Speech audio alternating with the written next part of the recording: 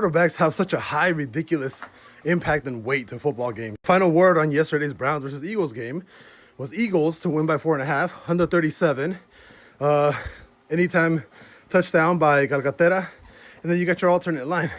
But turns out there's actually some late QB news, and none of the starting quarterbacks from the Eagles actually played. I then went ahead and reran my model after I audited all the predictions and after I knew that there was a late QB announcement. So then after that happened, flipped the Browns from a 10% underdog to an MSI qualified live dog. MSI is just the calculation that I use to actually trigger an underdog. Like if the possibility of an underdog is actually going to win. And guess what? Completely changed it. Now you have the Browns to cover the spread by 4.5 points, which they just flat out won. Total points under 37.5, which they did. The total points was like 22-7, which was under 37. Strong over 60.5 rushing yards plus the receiving yards he did.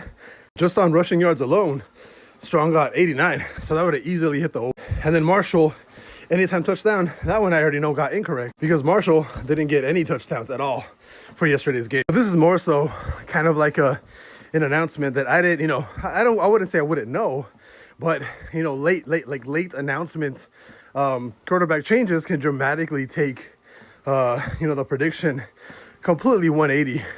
So if you're part of GameChampAI, if you hear about some late, like very late quarterback switches or news, highly recommend, if you're taking the money line or the spread, then you get the fuck out of that pick that you have, right? And you just change that money into something else. But yeah, kind of nutty.